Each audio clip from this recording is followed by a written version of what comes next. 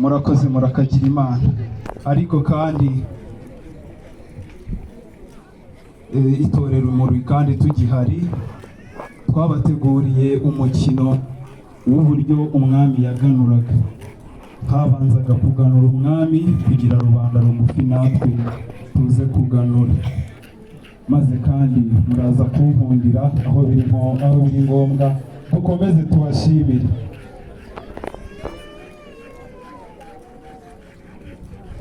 Burya ngo kugira ngo rubanda iseseka ruze kuganura habanzaga kuganura umwami iyo yaganuraga rero yabaga ari kumwe hagati ya rubanda, hanyuma rubanda rugufi narwo rukaza kongeraho nyuma. Niyo mpamvu umwami yatambukaga arambagira.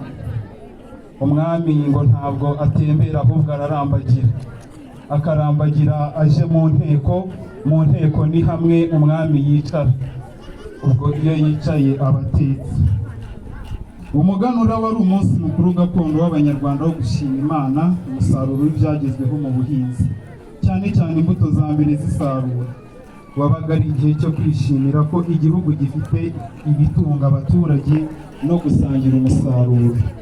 Kandi mu muco nyarwanda nk'uko nabivuze, umwami niwe wabanzaga kuganura ku mugaragaro, abaturage nabo bagakurikizaho bagasangira umusaruro. Byari ikimenyetso cyo gushima Imana, ubumwe, ubusabane n'uburumbuke bw'igihugu. Muri iki gihe umuganura ukomeza kwizihizwa nk'umunsi wo kuzirikana indangagaciro z'Abanyarwanda zirimo gukunda igihugu, gushima no gusangira, ubumwe n'ubufatanye, kubungabunga umuco nyarwanda. Mbese muri make umuganura ni umunsi wo gushima Imana no kwishimira umusaruro, ugasangira n'abandi mu rwego rwo gukomeza ubumwe n'umuco nyarwanda. Umwami rero yatambukaga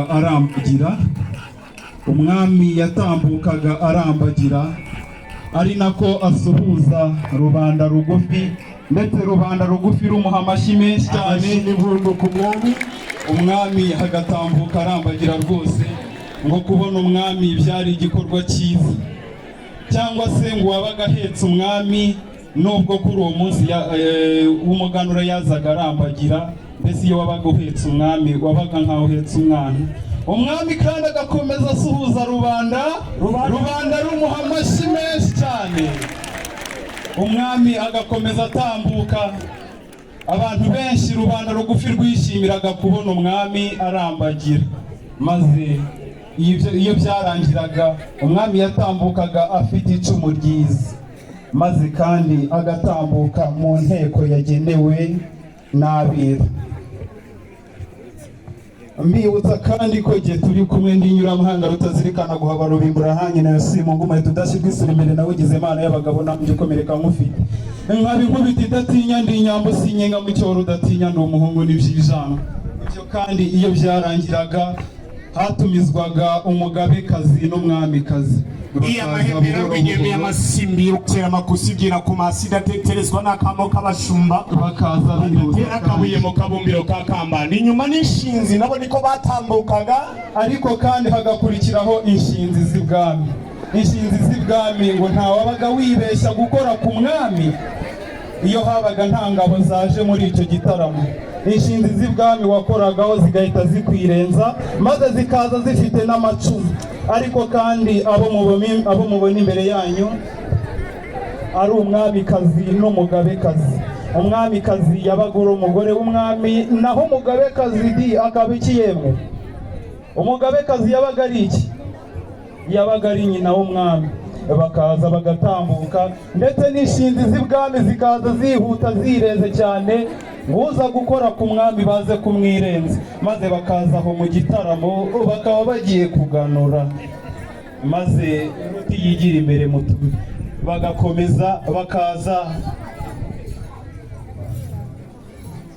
bakaza bihuta. Iyo byarangiraga hazaga umutware w'ubutaka. Umutware w'ubutaka kandi akaza ababwira uburyo igihugu cyaguwe. ngo cyaraziraga kikaziririzwa gutera umugongo umwami cyangwa se ngo uze umureba mu maso. Iyo wamurebaga mu maso ubwo byabaga ari ibibazo bikomeye, urumva icyari kigiye gukurikira. Umutware w'ubutaka maze akaza yihuta kugira ngo avuge uko baguye igihugu ndetse n'ingabo ze. Akaza agaca bugufi, agakoma yombi ati Nyagasani ndakuramutsa, maze akamubwira ayo magambo. Nyagasani,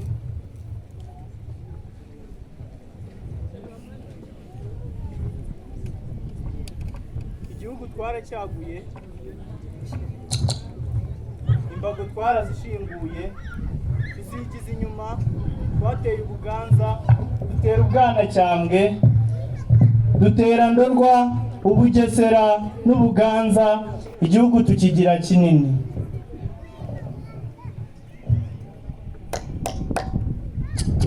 Nka Nyagasani yarangiza agakoma yombi maze agatanga icyifuzo cye.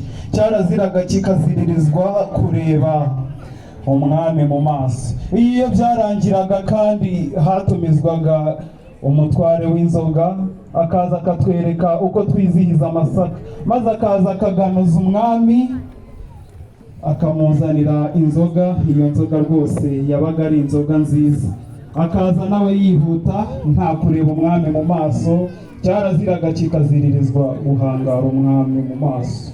Akaza yihuta agatambuka afite n'igicuma cyiza cyateguriwe umwami, nta wundi wasomagaho uretse umwiru wabaga ari we wabigenewe. Ikiniga amazi maze agatambuka, akaza agaca bugufi, agakoma yombi ati ndakuramutsa mwami. Iyi ni inzoga y'umwero w'amasaka Nka Nyagasani. Atumi Nka Nyagasani, ariko na rubanda rugufi rumukomera amashyi. Maze agahereza igicuma umwami agasomaho gake, maze agatereka hasi kugira akomeze akurikirane imisango. Ibyo kandi byararangiraga hakaza isugi y'ibwami. Isugi y'ibwami yabaga imeze ite? Yabaga ariyo kwerekana ibigori, mbese imbuto zose. Ngo yabaga nta kintu na kimwe itarabonana n'umugabo, isugi igatambuka.